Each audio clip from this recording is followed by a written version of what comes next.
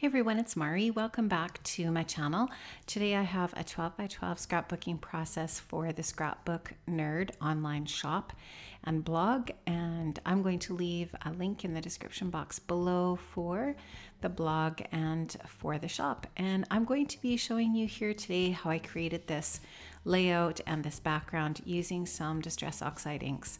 So I just put those inks down, stamped them onto just a piece of acetate or just a piece of plastic, and put a little bit of water on there, and then just applied that onto my white cardstock.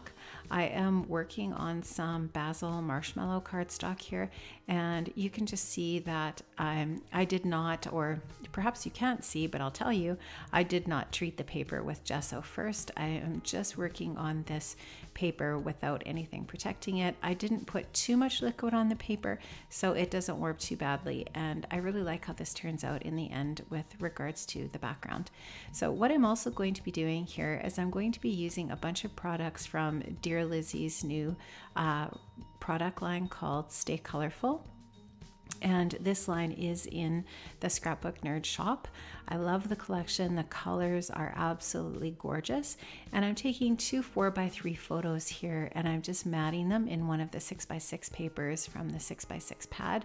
And then I will start to kind of work on the rest of the mat for these two photographs. You can just see I'm going to be taking some of the die cuts from that same Dear Lizzy collection. I'm going to just attach some of those to the back of the photograph and just continue with a few layers, still using that 6x6 pad. Now, one of the first things that I purchase when I purchase a new collection is the 6x6 pad, because there are so many things that you can do with these small papers. And one of the things I love to do with the 6x6 papers is mat my photographs. So I'm just taking some of the different papers that are complementary to the colors that I'm going to be choosing for the rest of the layout, and I'm going to continue to just mat my photograph here, or my two photographs, with those papers, and just using my Tim Holtz trimmer here as well. So I'm just going to take and trim this up just a tiny little bit more, and now you'll just see me start to add those little die cut pieces in. So I'm just going to trim some of them up a little bit and attach them with my adhesive, and you'll just see me create a little bit of layering in that way in that top right hand corner of the photograph here. So these photographs that I'm documenting with here today are photographs of Bailey and her fiance Brady. Bailey is in the photo on the right, and she has a bandana on her head, so it's kind of hard actually to tell that it's even her from this photo.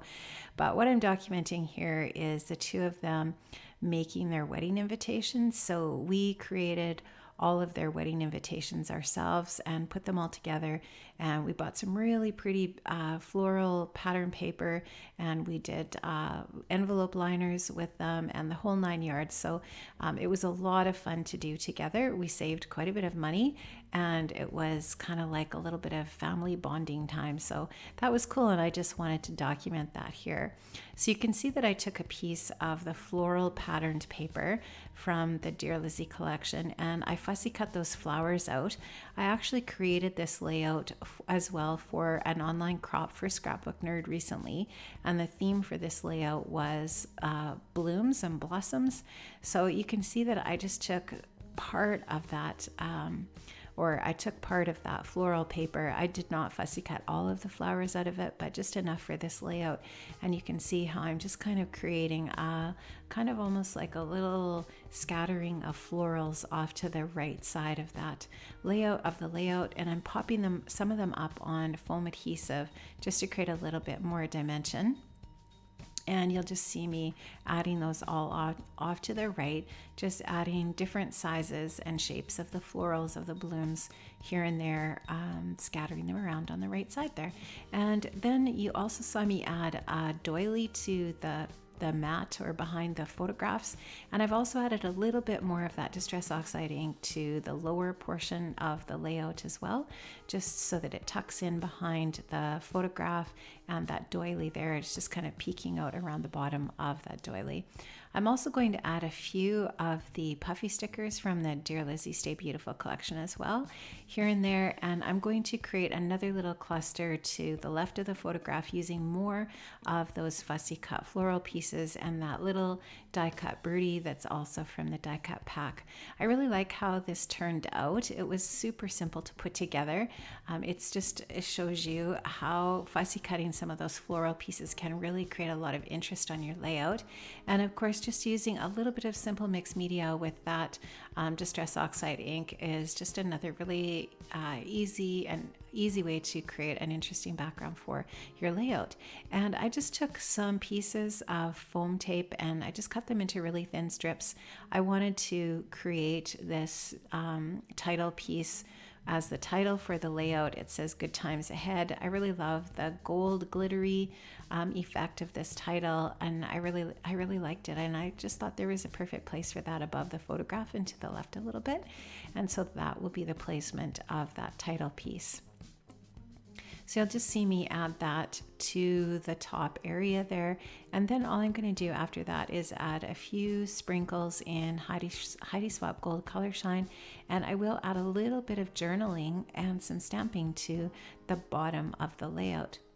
So I'm just going to go ahead and add that color shine there. You can just see I protected the photographs with that same plastic sheet that I used for the Distress Oxide ink earlier, and I just wanted to make sure that I didn't get any of that color shine on my photograph. I'm going to just dab up a little bit of the excess color shine so that it dries a little bit more quickly. I wanted to keep working and finishing this layout, so I didn't want to smear any of that, and I just wanted to make sure that I had that picked up a little bit. And now that's all finished. You will just see me adding, like I said, those little puffy hearts from the puffy sticker sheet for this collection, and then you will see that I have added a little bit of journaling, and then that is going to be it, guys. So please make sure that you pop over to the Scrapbook Nerd online shop. I just want to say they have the fastest shipping of any other scrapbooking company that I've ever ordered from, and I love that they're Canadian, and I love that I can order in Canadian dollars, and they are so efficient. I love the shop so much. Thanks so much for joining me today, guys. I hope you enjoyed this, and I do have a few still shots at the end here so that you can see some close-ups of the layout. Have an amazing day, and thank you so much for stopping by. See you another time. Bye-bye.